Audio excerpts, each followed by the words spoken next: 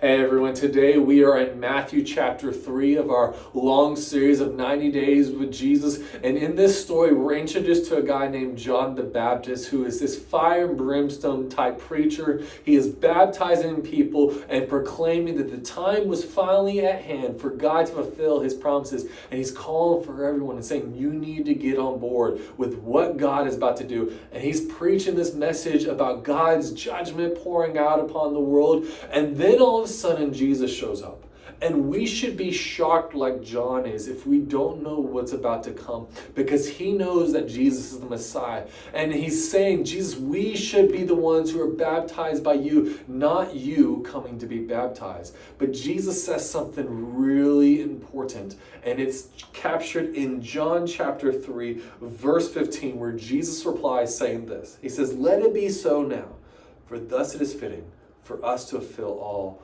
righteousness. And Matthew uses that statement as a thesis of everything that is to come. It's a little foretaste, a little foreshadow, a little prophecy that this Jesus has come to fulfill what John was wanting, but it's not going to look the way that John thinks it's going to look.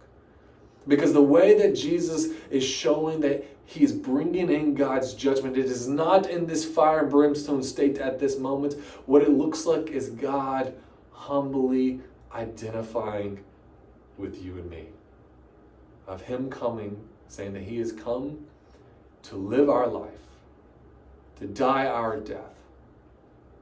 And Matthew is using this to tease out our interest, to make us lean forward, to ask, maybe if we listen to this Jesus, if we watch what he's going to be doing next, maybe the words that God says to him when he's baptized, of saying that this is my beloved Son in whom I'm well pleased, might be the statement that God will say of us if we find ourselves following this Jesus. So let that be an encouragement to you today.